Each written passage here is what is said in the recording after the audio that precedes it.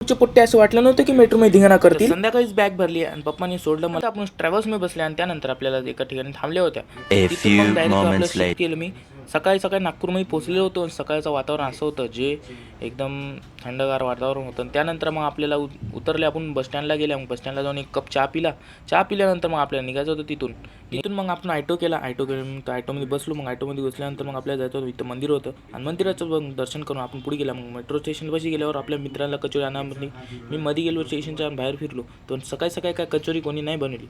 त्यानंतर मी मेट्रोमध्ये गेलो. मेट्रोमध्ये गेल्यानंतर मग आपल्याला जायचं होतं वर आणि तिथं गर्दा पाहून एकदम काही जागा नाही भेटली कुठं बसण्यासाठी. आणि त्यानंतर मी बाहेरचं खिडकीपासून व्ह्यू घेतला बाहेरचा आणि त्या व्ह्यूमध्ये मग भेटली जागा थोडीशी. मग बसलो. मी बसल्यानंतर आलो लोकमान्य नगरला. लोकमान्य आल्यावर पोरं मस्त एकदम जाऊ लागली खेळण्यासाठी आणि पोरं क्रिकेट खेळ. सकाळचं ऊन बी कडक होतं आणि मी गेलो. मग आपल्या मित्रांना पुढे घेतले आणि पुढे घेतल्यावर मग आपल्या रूममध्ये जायचं होतं. रूममध्ये गेल्यावर तर कोणी उठलेलं नव्हतं, एकदम आडवे झोपलेले होते.